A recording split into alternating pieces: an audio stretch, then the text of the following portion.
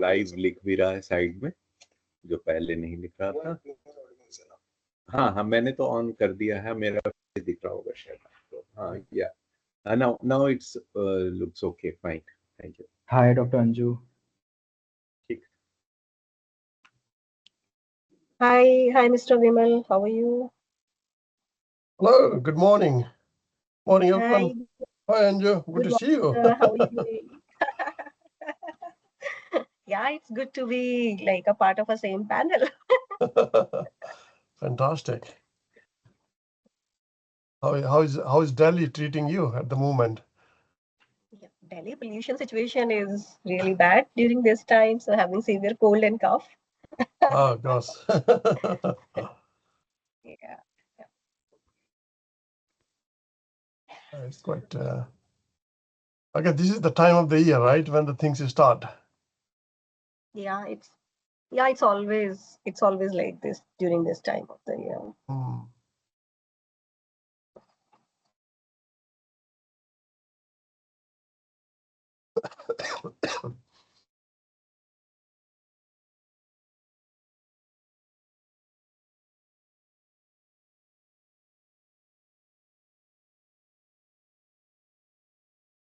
So, Dr. Anju, do you have anything to present?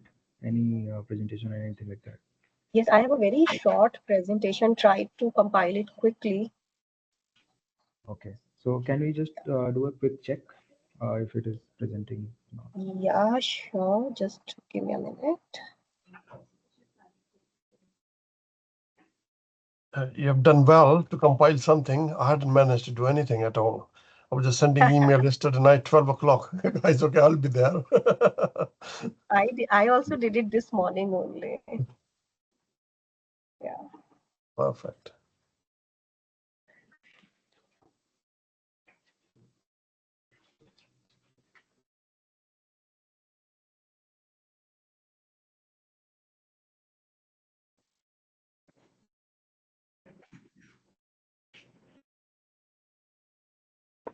Is my screen visible? Yes, it is visible.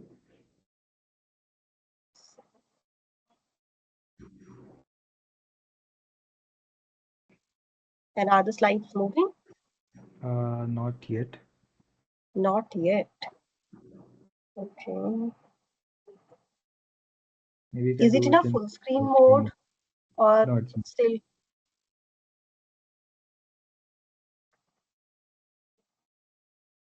Have they started moving now? no. Shall I share my presentation with you? Okay, you can do that. Yeah, I'll just.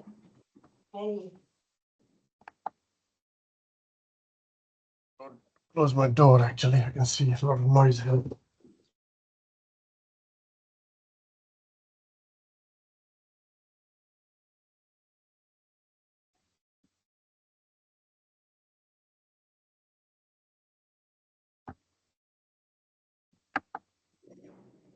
Hello.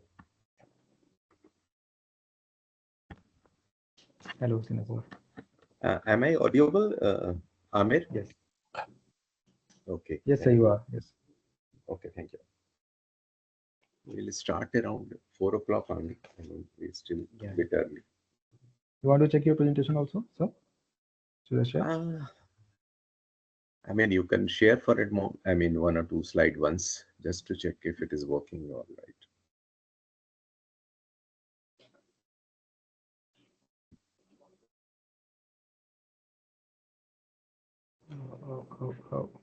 Yeah.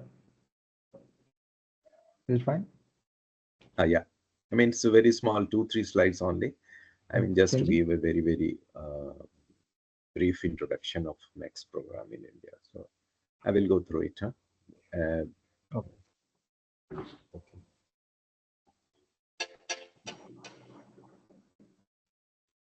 Hello.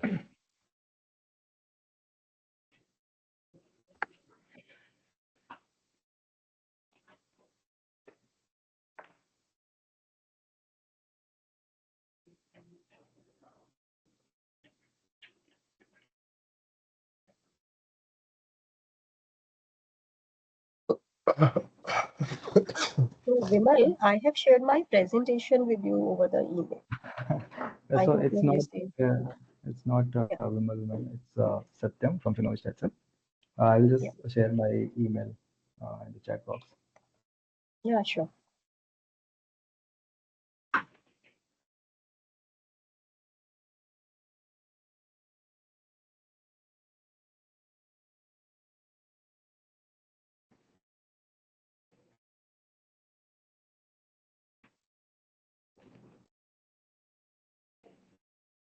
Okay.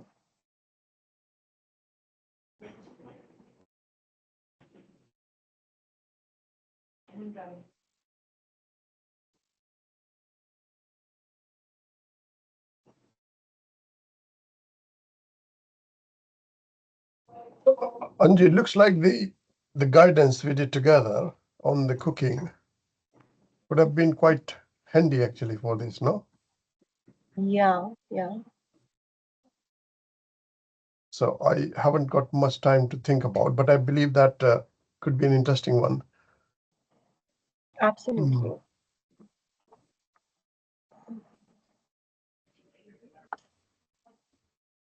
I got your presentation now. Okay, thank you. Good morning, Professor Kumar. Hi, good morning. Good morning. Nice to see you. Nice to see you as well. It is Vimal. No, I am KK Sinha. Vimal is not, I think, has not joined yet. So I would be initiating the discussion in the first place and introducing the speaker, Mr. Ashish Tiwari, who is from Government of UP. Hello, good morning, good afternoon, Madam Goel. Hello, good afternoon, sir. How are you doing? Fine to see you. Yeah, Nice it's to- good to see Happy to actually see you, similar rather, faces because and you all yeah, are expert in this field, so you would be sharing your valuable experience with us. yeah. So the format, you must be aware that I will be, giving introductory brief remarks about the talk series and other things and the subject. That would I would be introducing the first speaker, who is Mr. Ashish Tiwari, Government of UP Secretary, and then the panel discussion will follow thereafter, which will be moderated by Dr. Nick Russo in UK.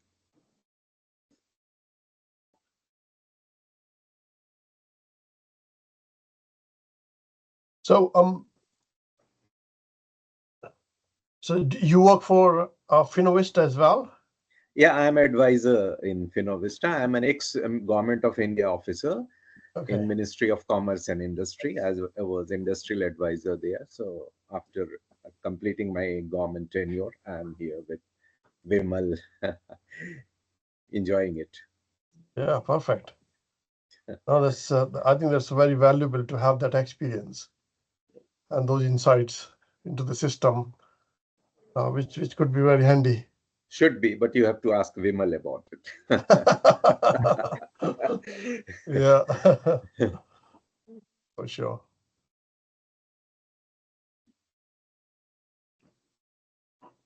We have 2 more minutes. More people are joining. How many? 16 people it is showing us. Okay, fine. They're joining continuously. Right. May I know actually who is the audience? I mean, the people who are joining. Who are these people? That you can see in that category. That I mean, people. But You, yeah, yeah, these people are from all over the world. They are part of the clean cooking sector. We have manufacturers. We have people from carbon sector. We have people from different research sectors, and yeah, very diverse field. okay, brilliant. Yeah, that's really helpful. Thank you.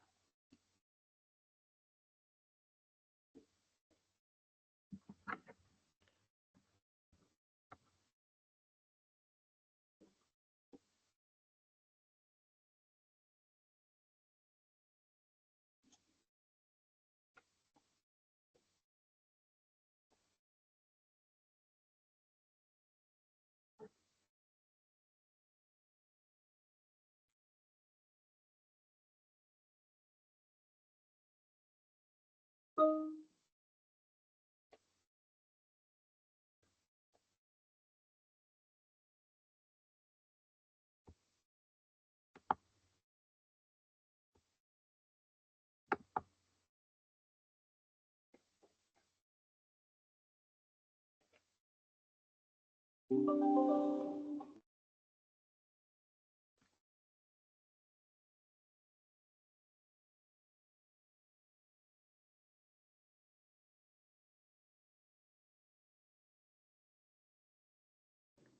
we'll just wait for 2 more minutes.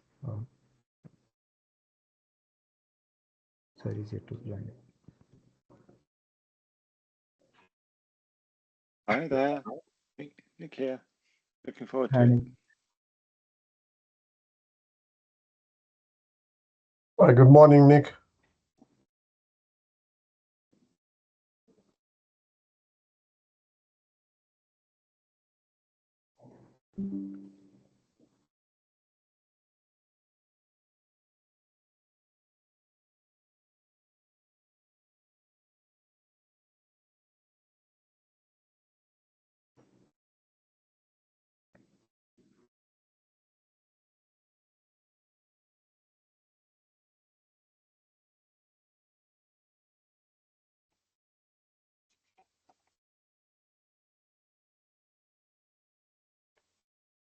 Satyam, we can start, I think so. Yeah, I think we can start. So I'll very quickly introduce Okay. Mr. Krishna Kumar Sinha. He's advisor Finovista, and Mr. Sinha holds a degree in mechanical engineering and a postgraduate degree in production engineering from IIT Delhi. And he embarked on his career as an Indian Engineering Services Officer in the Ministry of Commerce and Industry, Government of India. So yeah, sir, I request you to please start the session and take it forward. Thank you, Satyam.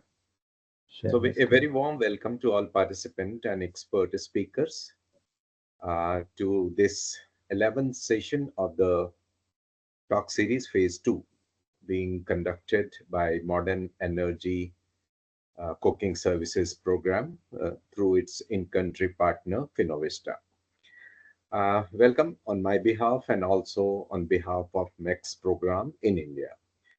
The topic of today's discussion is tackling ambient air pollution through electric cooking. This talk series is one of the major and very successful initiative undertaken under MECS program in India to promote clean cooking, and we are now in phase 3 after successful completion of phase 1 and phase 2, each having 12 sessions on different subjects related to promotion of electric cooking in India. Today's session, as I said, is the 11th one. So we have completed all, we are in 35th session of the talk series. If we count right from the first session, which was held way back 2 years. And this talks series has emerged as one of the most important platform for stakeholders in the field of electric cooking or clean cooking, share their experience and ideas and suggestion, and based on that explore avenues to address the specific challenges which are being encountered in transition to electric cooking in India. The challenges are many, no doubt, but there are solutions which are emerging with these kind of interaction. As regard to the topic of today's discussion, air pollution, I mean, those who are living in Delhi will understand it very quickly. But anyway, it's a very unfortunate situation, but a fact that air pollution or ambient air pollution level in India is among the highest in the world. Those especially living in the northern India plains, also called Indo-Gangetic plains, are exposed to very unhealthy levels of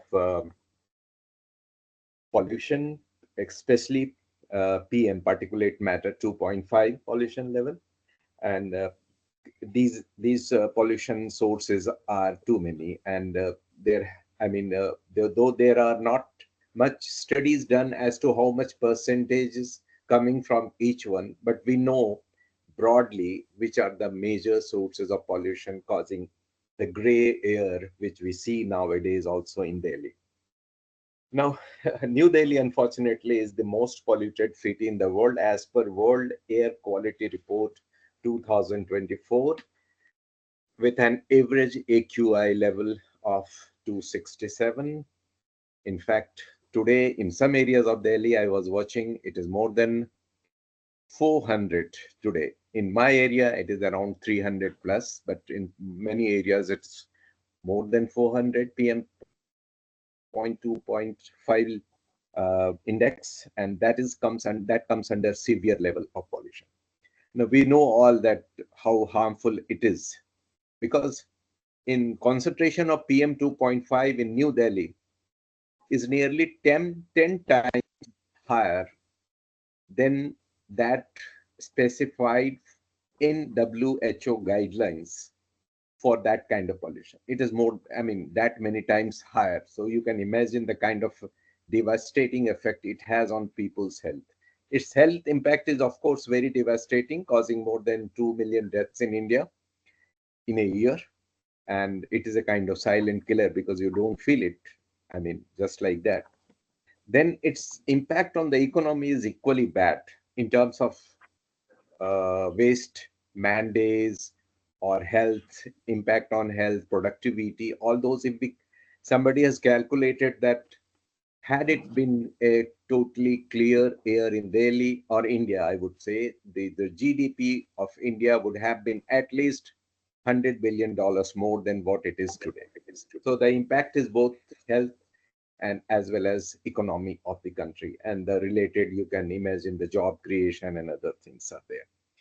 Now, it is not that the government is not aware of it. Government is well aware and taking action, and both the central government as well as the state governments have initiated many programs to tackle this pollution. But unfortunately, we haven't seen the desired result so far. So we hear about various sources causing pollution. People mostly talk about the vehicle pollution. They also talk about industrial pollution, the construction activities, because a lot of real estate construction, roads, bridges are going on. And those also causes what we call the PM 2.5 increase in the level. So, but not enough attention has been given to another cause, which is also substantial, as many studies have proved in the past.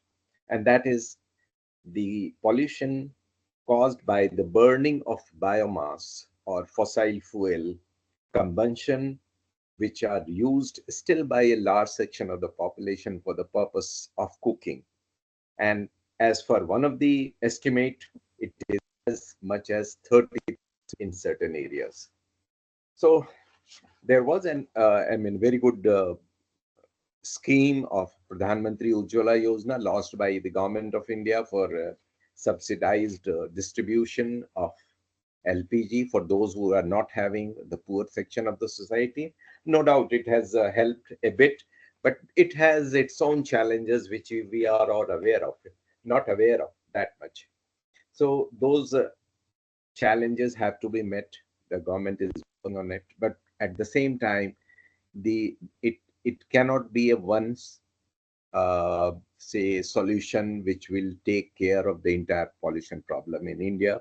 And what we think is that the combustion of biomass for cooking is one of the major contributor in this part of the country at least, and that has a substantial share in the pollution in India. So that is one issue which we will be discussing with the expert who have already joined, and I'm very happy to see them and welcome them. I think they have people from this domain and know about it. And as we have seen in previous talk session, their views and their experience and their suggestion would be very useful in helping in finding out the solution to this problem as to what should be done to promote cooking in India, which will help to an extent in reducing the air pollution in this. So it is, we are very lucky to have and very happy to see our first speaker in the session, who is Mr. Ashish Tiwari. Shri Tiwari is currently the Secretary in the Department of Environment, Forest and Climate Change in the government of Uttar Pradesh. And just to give a very small brief introduction, he is an officer from the Indian Forest Service and has about 25 years of experience in various related fields such as environment policy, climate change mitigation, and biodiversity conservation.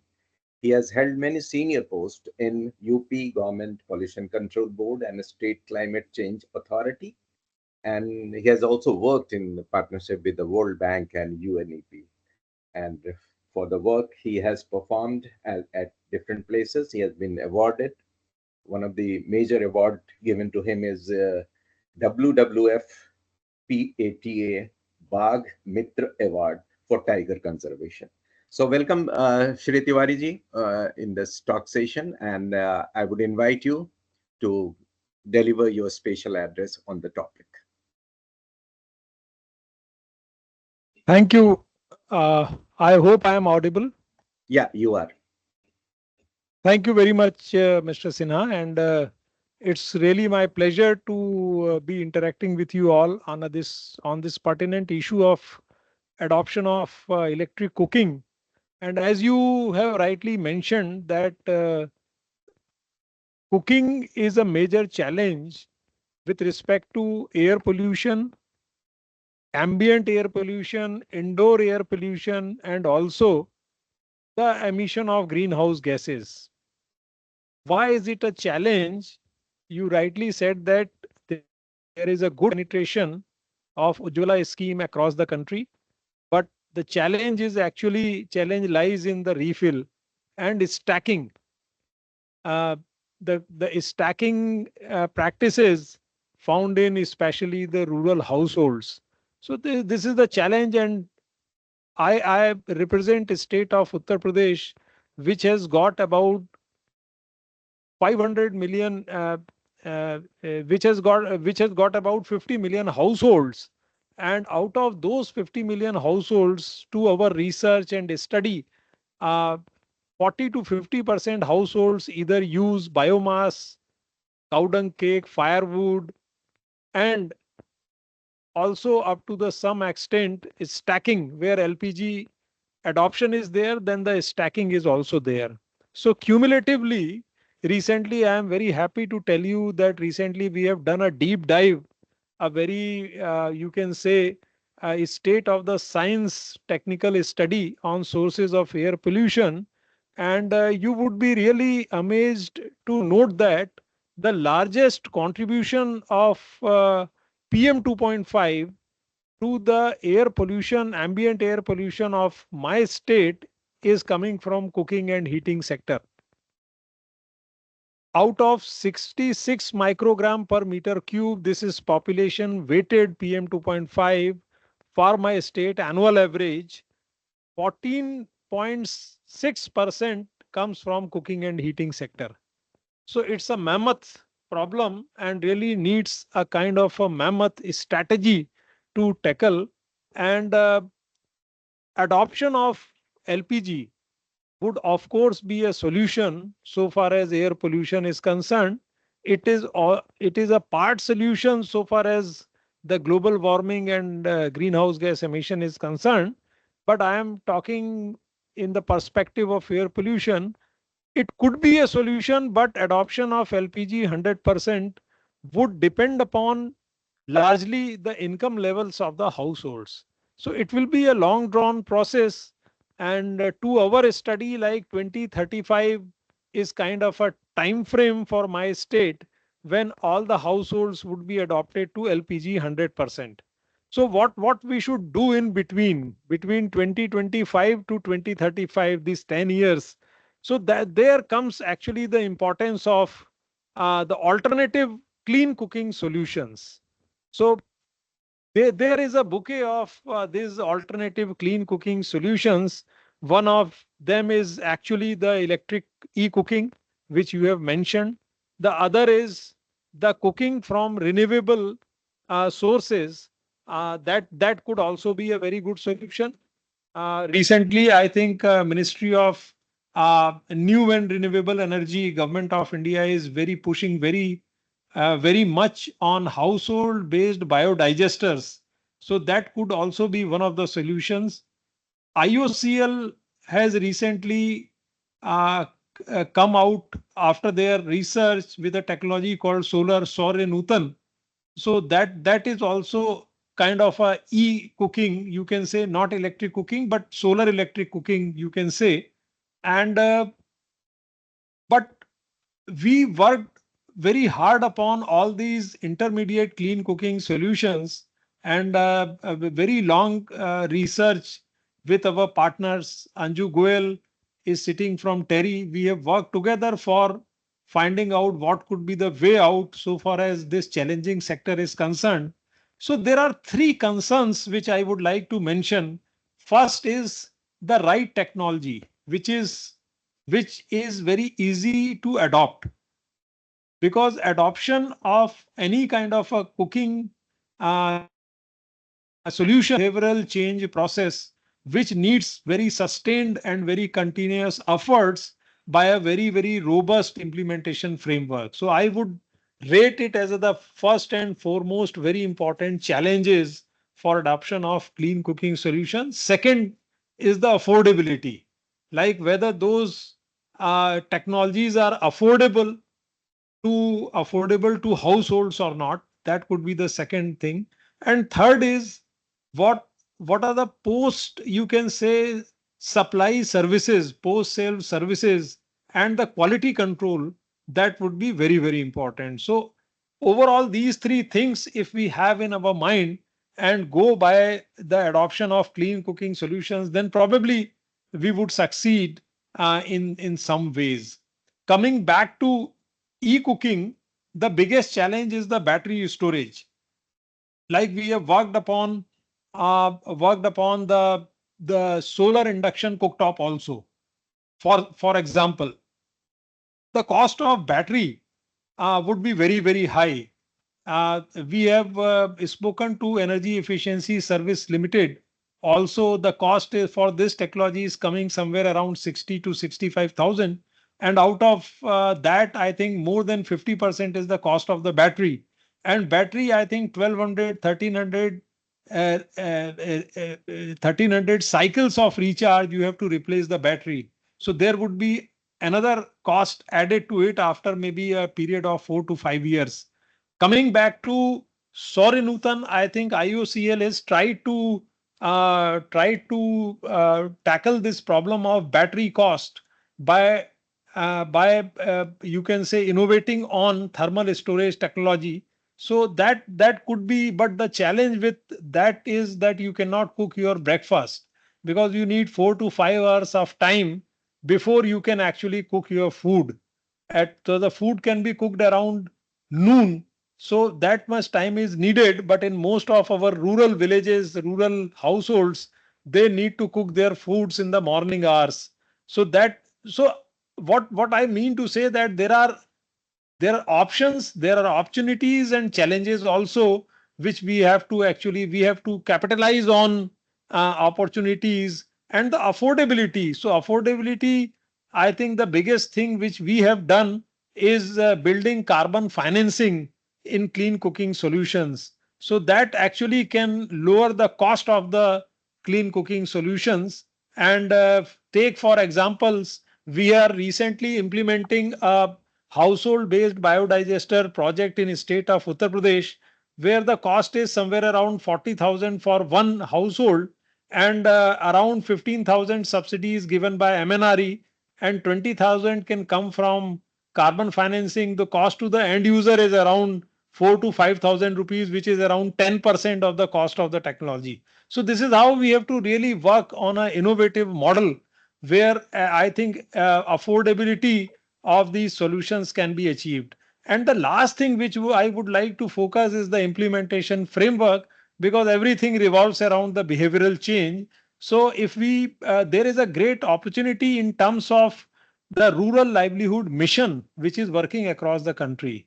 The state rural livelihood mission has got a cadre of self-help groups, women-driven self-help groups, and there has been success stories around Bijli Sakhi, BC Sakhi, and maybe Lakpati Didi also. So there we have tried to we are trying to develop a cadre of environment Sakhi, Paryavaran Sakhi, who can actually visit from household to household for adoption of possible clean cooking solutions. So this kind of a framework where I think woman driven framework would be very, very important for adoption of clean cooking. So it's a huge challenge, a challenging field with great deal of, you can say, opportunities. And there are success stories across our countries in different pockets, in African countries also, and across learning from all those success stories will definitely bring to us the solutions. And UP being the largest state, we are trying to work on clean cooking solutions where we can actually minimize the PM 2.5 emissions and also the greenhouse gas emissions. And the innovative financing could also help in actually building affordability of such solutions. So with these words, I congratulate Finovista to have organized the discussion on this very pertinent issue, very challenging problem. And Finovista is also doing yeoman's job in the field of cooking, and I think which is very, very important, and it relates to the health of women and also health of population in large. Then it's one of the most, and the study which the UP study has revealed that contribution from cooking is very high. So it is really gives us a way forward to adopt various solutions by doing so many innovations. Thank you so much.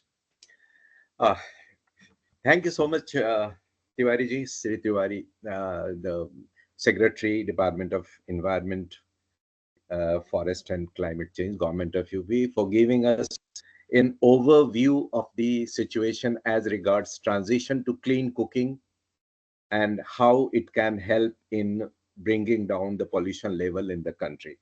And you also talked about different technological solution and give your assessment as to what extent, because we also think that single solution may not be the able to help address the problem.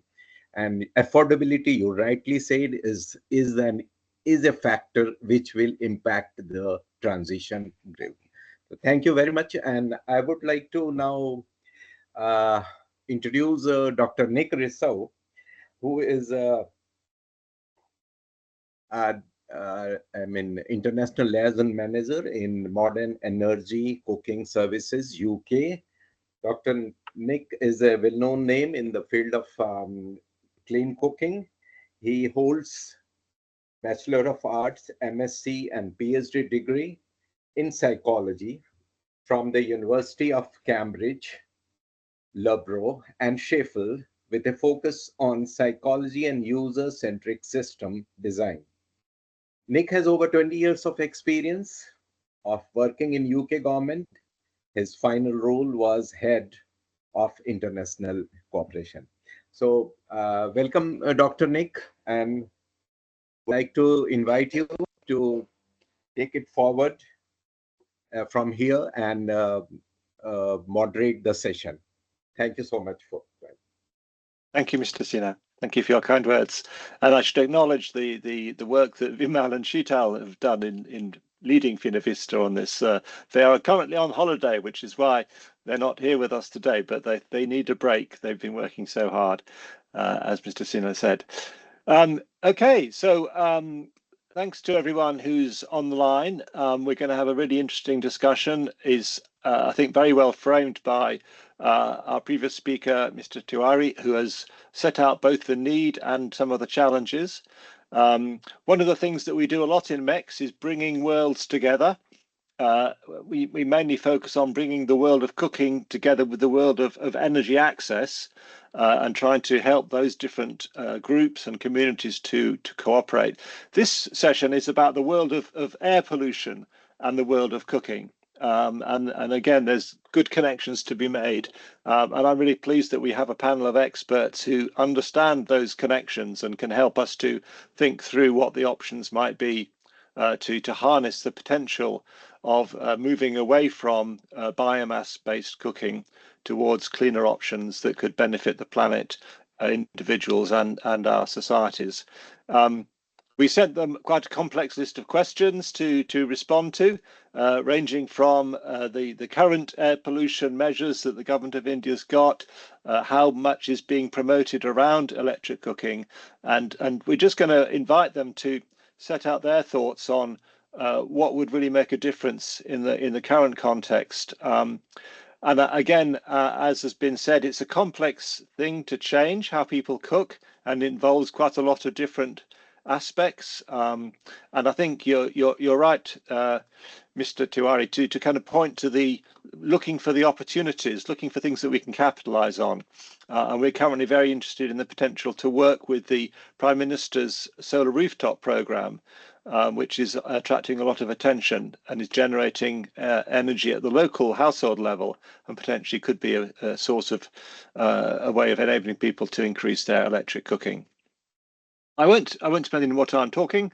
We want to hear our esteemed panelists, but I want to say to the audience that we were going to invite each panelist to speak for maybe five or 7 minutes, and then there'll be a time for questions, for discussion.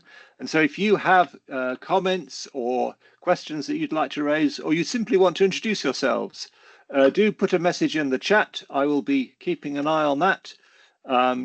And yeah, just tell us who you are, maybe give an email if you want to be connected. And then if you've got a question for the panelists or for us to discuss generally, put it in there and we will pick it up as we can. So use that chat function. Okay, so our first panelist is Professor Prashant Kumar, who is a leading expert in air quality and health, serving as the co-director of the Institute for Sustainability and the chair of air quality and health at the University of Surrey in the UK. He's also the founding director of the Global Centre for Clean Air Research and has pioneered impactful research on air pollution reduction, climate change mitigation and sustainable urban living. With over 400 publications and numerous awards, Professor Kumar's work continues influencing global clean air and environmental policies.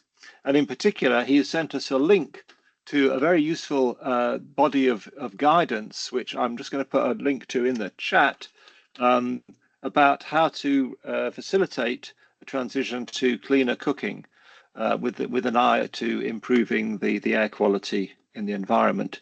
But Professor Kumar, would you like to give us your perspective, please? Yes, so first of all, Nick and Vimal and the colleagues, thank you very much for the opportunity to talk in this forum. And I must say that I did not prepare any slides, so I'm just going to speak actually for a few minutes. Just to add to what Mr. Tiwari said earlier and put some numbers in the perspective. So the biomass, which is broadly used in countries like India, is a major contributor to the pollution as well as to the health. So if you just talk about the numbers, it can contribute up to around 25 to 30% of the total, like the PM 2.5 emissions in India. And it's almost costing over 400,000 deaths every year. And if you just put them in a bigger perspective, so it's almost the size of the smallest European country, which is called Malta, which has got the similar population. So you can think from the perspective that how much impact it's having. And globally, if you look around the impact, it's around 3.8 million. So, and if you see from that perspective, it could almost cost around 15% of the total that's happening in India because of the biomass cooking. So this is a major problem. This transition to the e-cooking I think this is a fantastic, the initiative which can make a huge impact to reduce the the exposure.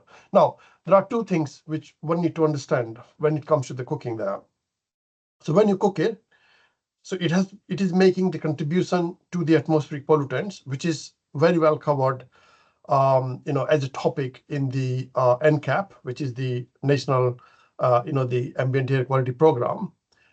And then the biggest impact it has is in terms of the exposure to the people, because the contributions are going to the ambient air, but the people who are really cooking are the ones actually who are getting exposed to those fresh emissions which are coming out during this process. And that impact is where you could see those deaths and all. And my feeling is that those numbers are still undersubscribed because a lot of them are not documented in developing countries because of the data, the non-availability of the data and so on.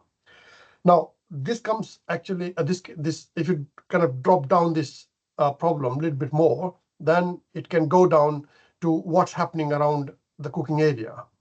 So you got two issues there. The one is what type of fuel you are using. So this is where the biomass, LPG, electric, charcoal, and all actually, which is still being used in in big part of the world, comes in picture. So depending on what type of fuel you're using, your exposure could be very different. So for example, the guidance document which Nick was mentioning, you could see actually some of the statistics, and which clearly shows that if you're cooking by using the natural gas or the LPG, your exposure reduction could be almost 3 times less compared with when you're cooking with the charcoal.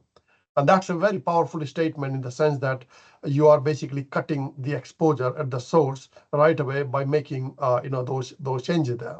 Now, the second thing is what you're cooking. We really don't talk about that, and this is very cultural. But you will see that, again, the guidance we did, this was based on the 12 countries actually where we did these studies. You could find that some of these cooking habits, for example, frying and, a lot of kind of, using the oil, which we do use quite a lot actually in the Indian cooking, that could really release a lot of these particles, and those particles could add actually to your exposure there.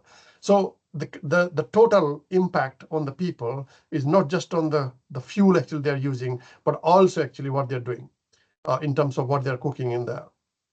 Now, if you wanted to kind of implement this bigger kind of the problem into the into the context, so you can see that there are 5 steps in a very simple sense. The first is technology. So if you're talking about from moving from the biomass to electric or to the solar cooking, is the technology good enough to accommodate those changes? For example, when it comes to the solar cooking, and as you rightly heard about the issue of the batteries, it can add cost, but it's not only adding the cost. You can think that countries like India, where we got over 1 billion population, and everyone is dumping those those batteries, that what will be the impact on the environment in terms of the waste which they will produce. So the technology is yet not there in terms of making it environmental friendly. The second thing is then the affordability. And you can heard about the Pradhan Mantri, the usual Ujjwal Yojana. That basically allows the people to get a little bit of the subsidies, and that can allow to access to the clean cooking appliances, as well as to the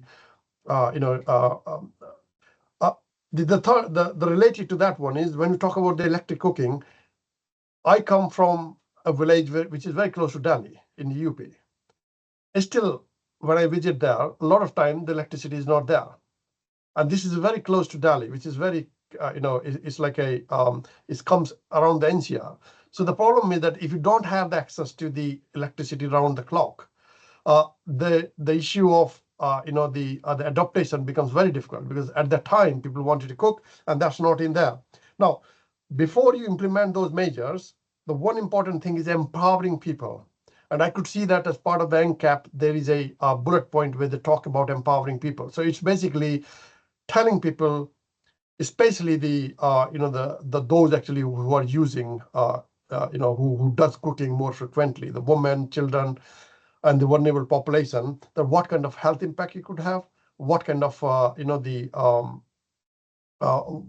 what you could do actually in order to save yourself and your near ones by making some of the behavior changes. And then comes the implementation of those issues or these techniques, and this is a lot going on in that direction already. But the one thing which usually we don't see much is the monitoring. Monitoring in the sense that, do we have this data which can provide the evidence base, which can provide the longitudinal, the results of the studies that can tell that what impact these certain measures have been implemented, have been made. And I was looking into it, and I could not find actually a lot of evidence base there. So that means that there is quite a lot actually to do in the cycle before, and then improve it.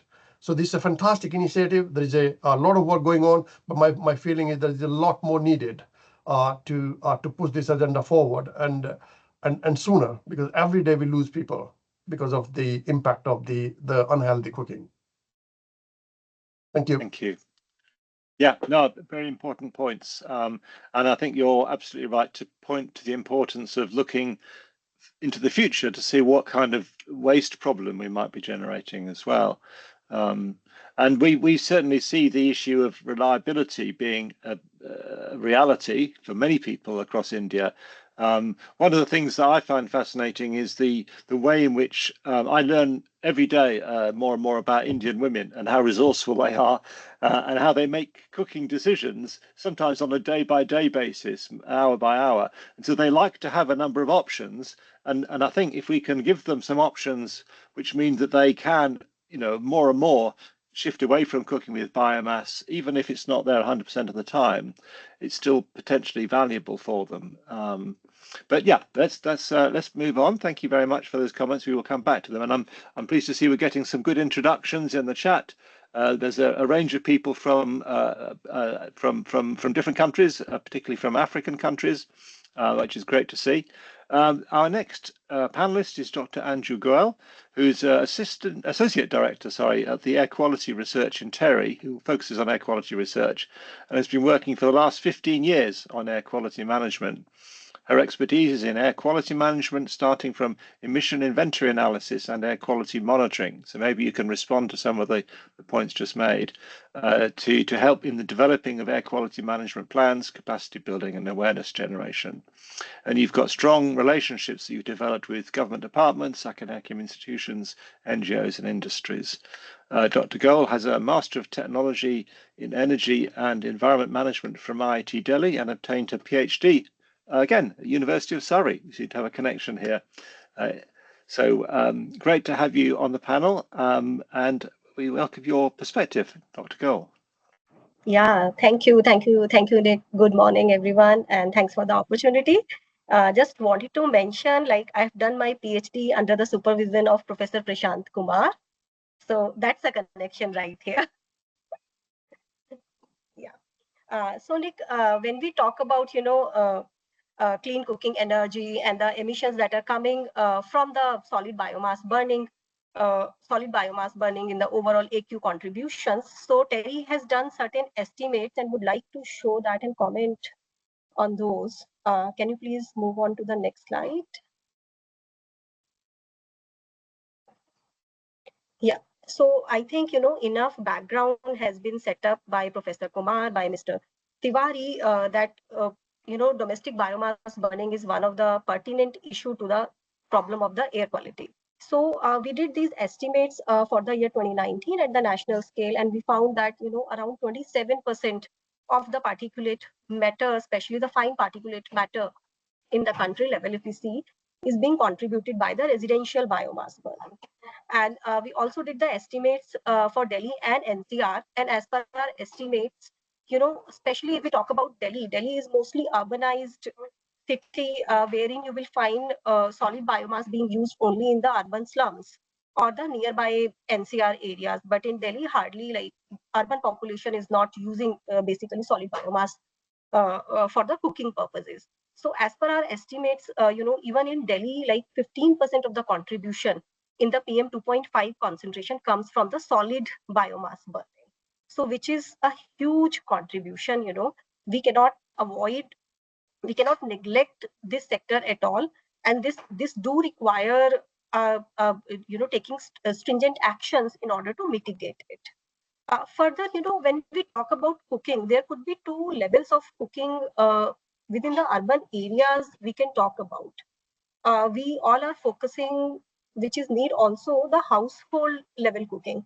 But there is a cooking that also happens in the commercial areas.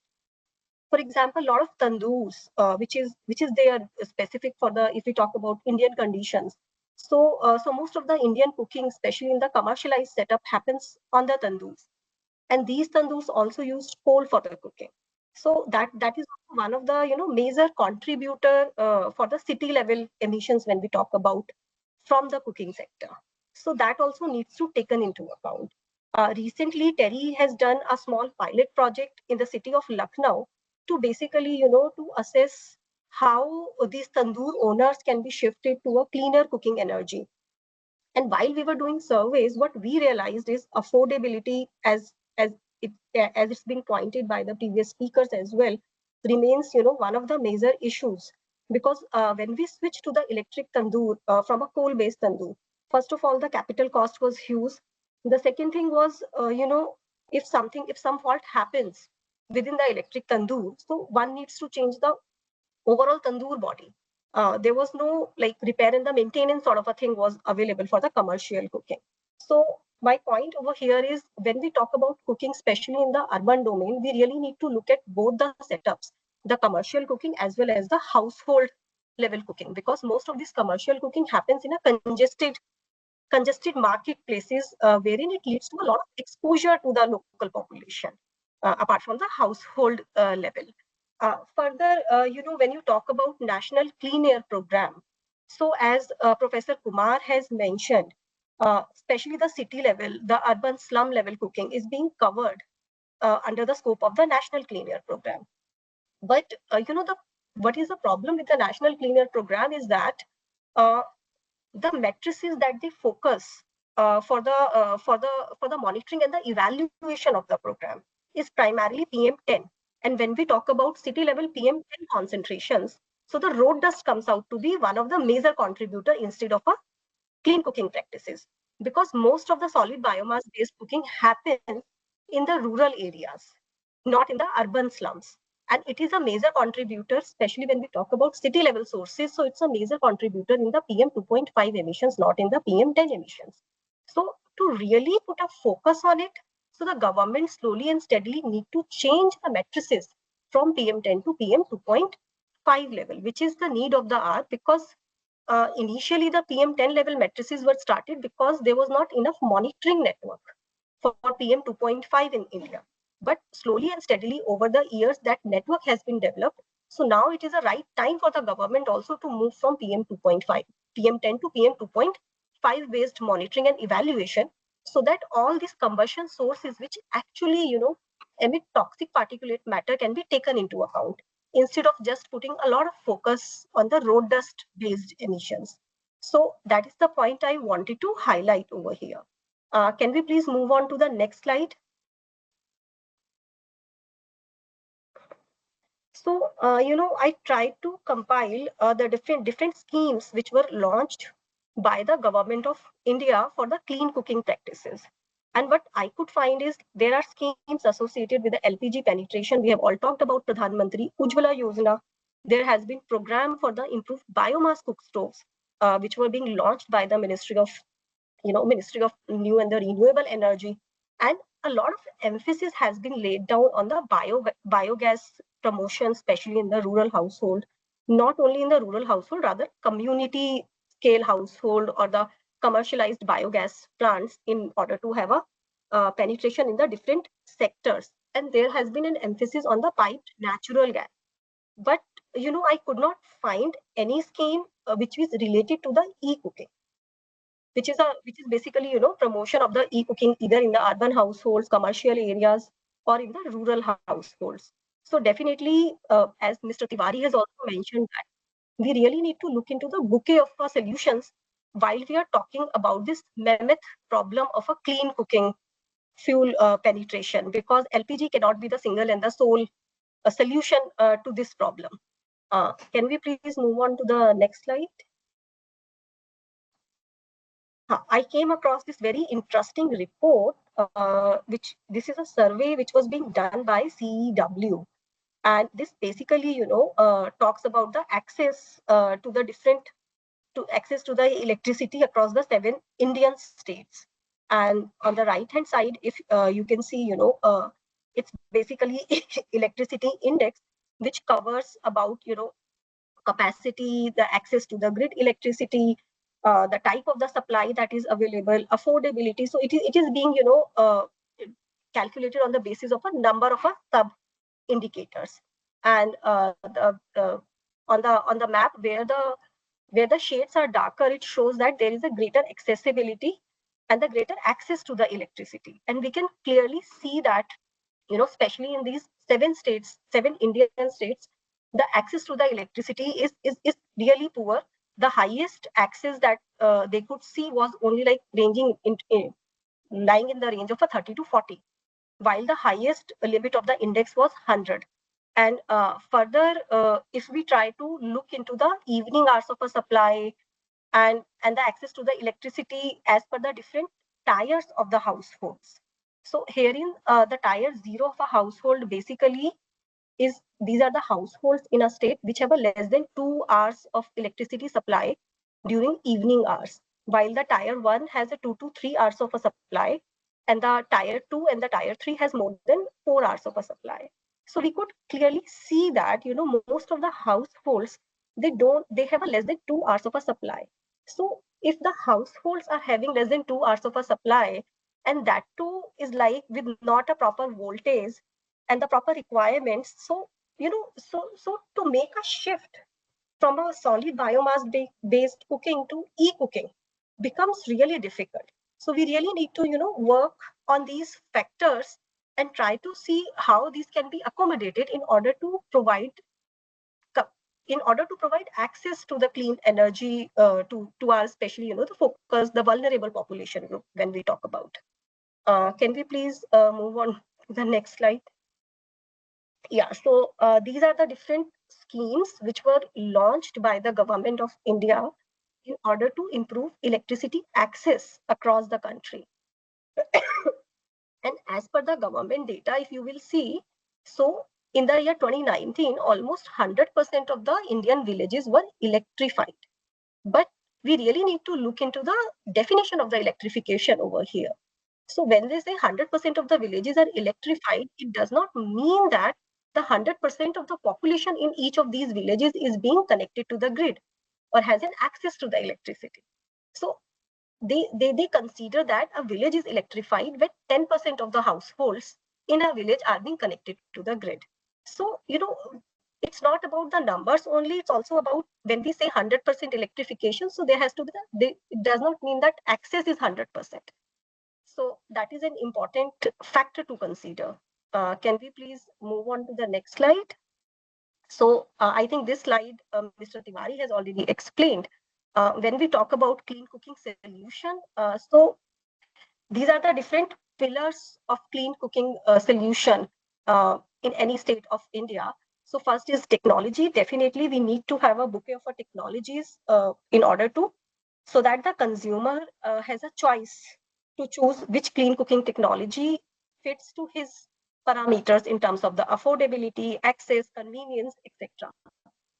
There has to be a proper distribution mechanism. There has to be proper supply and the chain mechanism for the technology, for the associated fuel. Financing, affordability is one of the major issues.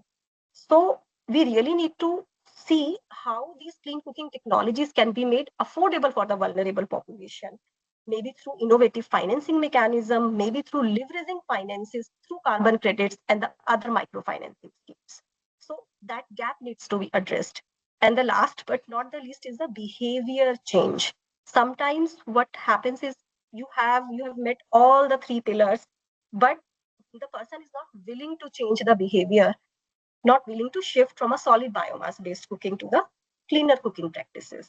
So, and in order to have all these 4 pillars of a clean cooking technology, there is a need, there is a support that is needed in terms of the ecosystem development. Yeah. Thank you. That's it from my side. Thank you. Yeah. Perfect. That's great. Thanks very much, Dr. Joel. And again, you set out the different elements that need to come together to deliver a solution. And I think you're absolutely right that people need choice, they need options, not just to be told one thing. I think sadly we're seeing the price of LPG increasing, and people are shifting back from what was a commitment to a cleaner fuel to solid fuel for a greater proportion of their cooking as the costs work against them on that.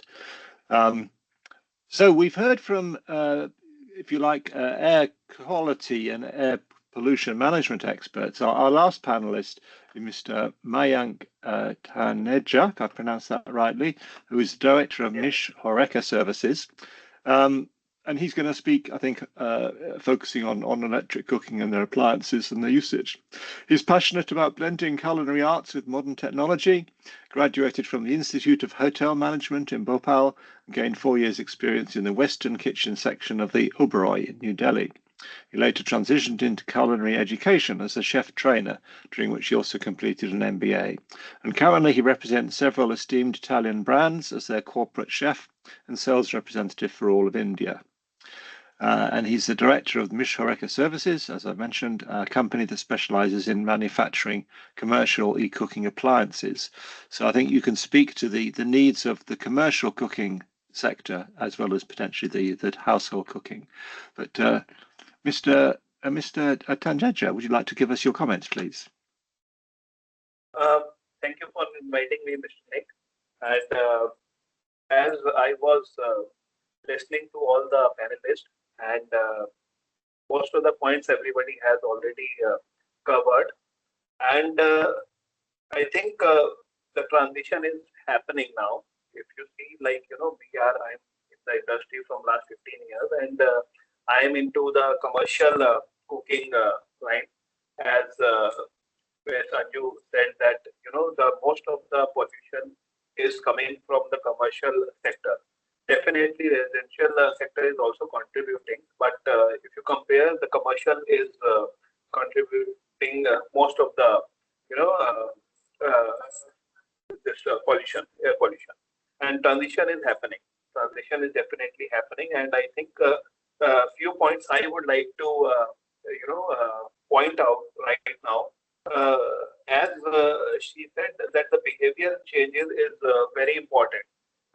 If you put everything right, but still you have to change the mindset of the consumer, whether it is from the residential area, whether it is from the commercial area.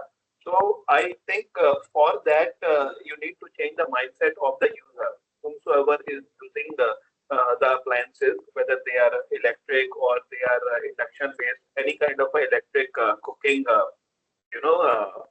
appliances. So for changing the awareness, you have to create the awareness. To change the mindset, you have to create the awareness, and for that, I think there should be different kind of awareness program should happen through every kind of mode.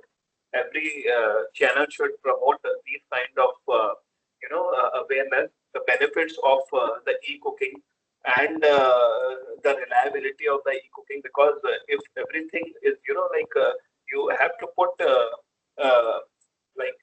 it has to be a mindset that should be changed.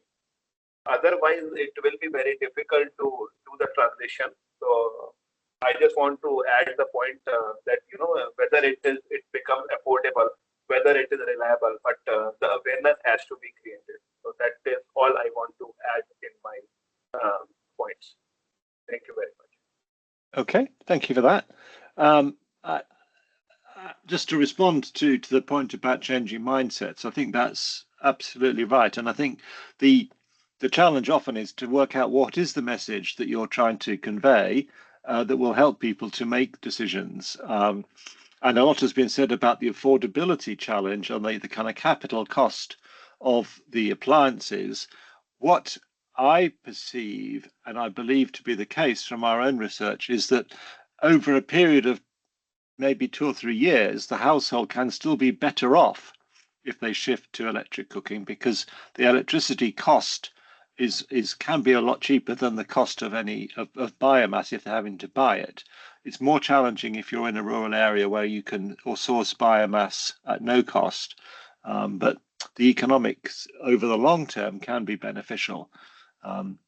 And that's something that Finovista are currently studying. They're currently preparing another version of our e-cookbook, looking at comparing the cost of cooking with LPG, electricity, biomass, and other options. Okay, so we've had a range of views, quite a lot, if I'm honest, about the sort of the challenges and how we tackle these. And it's been said that the government is maybe not doing enough to support e-cooking. There is a Go Electric campaign, which is essentially a kind of marketing program that has been supporting the awareness of electric vehicles and e-cooking, but there's no financial subsidy available for e-cooking. I think colleagues have mentioned the potential for carbon finance to play a part in this, and that's certainly something that we're working hard with the sector on to develop models around that.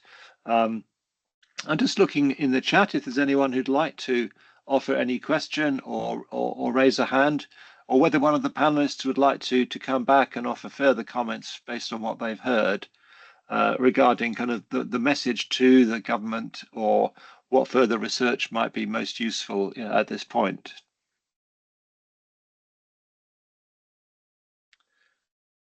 Okay, I was interested in the study that you did, Terry, in Lucknow of the tandoori. Yeah, Dr. Goel. I think the point about the device itself needs to be both maintainable and repairable and energy efficient. But yes, Dr. Goel, would you like to make some further comments? Yeah. So basically, I was going through the Q&A and I was looking at the how the how the clean cooking technologies could be made consumer affordable, and how they can be distributed to the rural consumer base. So looking at this, Terry has done a study of an innovative model in Bihar, wherein what we did is we got involved with the local rural household women and provided them the entrepreneurship opportunities. So we trained them in the clean cooking technologies, especially the improved biomass cook stoves, and they became then your brand ambassador, especially in the rural community, to sell the improved cook stoves at an affordable prices, and also some loan facility was also provided to them through a microfinancing mechanism. So that had a multiple benefits, because for the rural households also, related to the operation and the maintenance, that was available in their local area through that entrepreneur, and also that was an additional income that is being generated for that lady. So we need to come up with the sustainable, innovative models if we really want these solutions to get adopted at a local scale. So that is a response to the question number 1. Now, when we come to the question number 2, which is about the commercial cooking. So can you please repeat the question again? I missed your question. Yeah.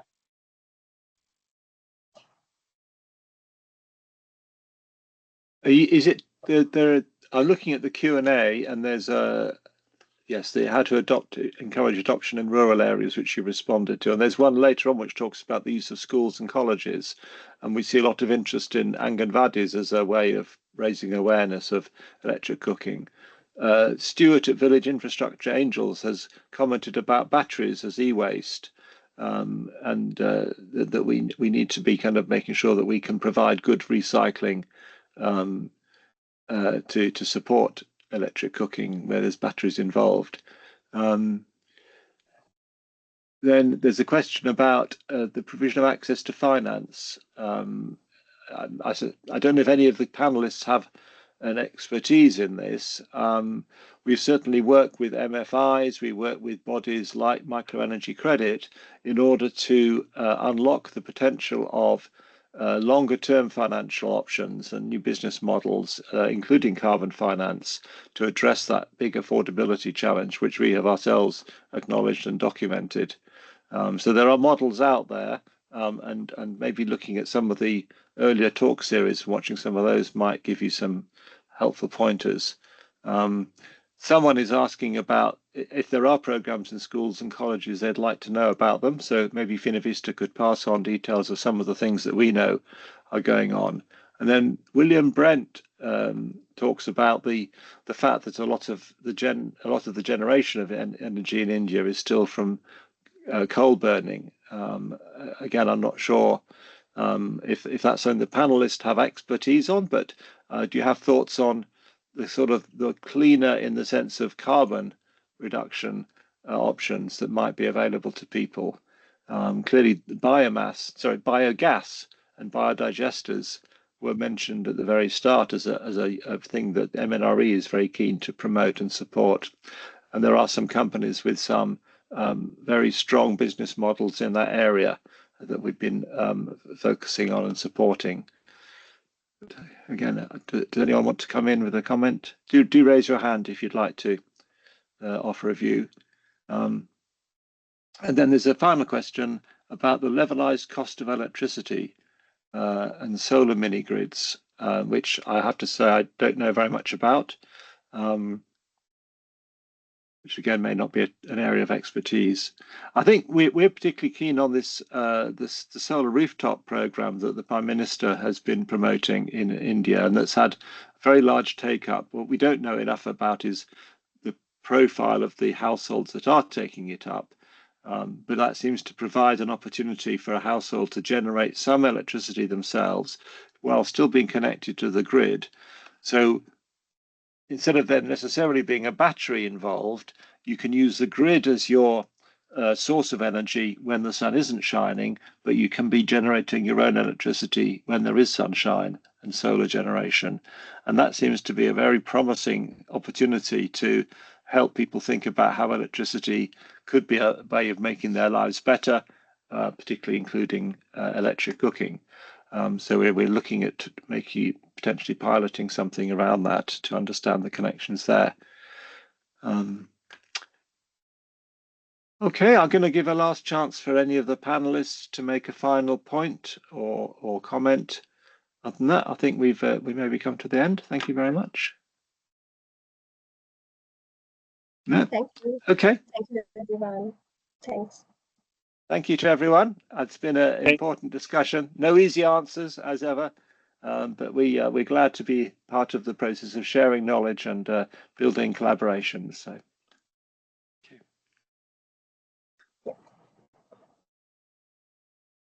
thank you, everyone.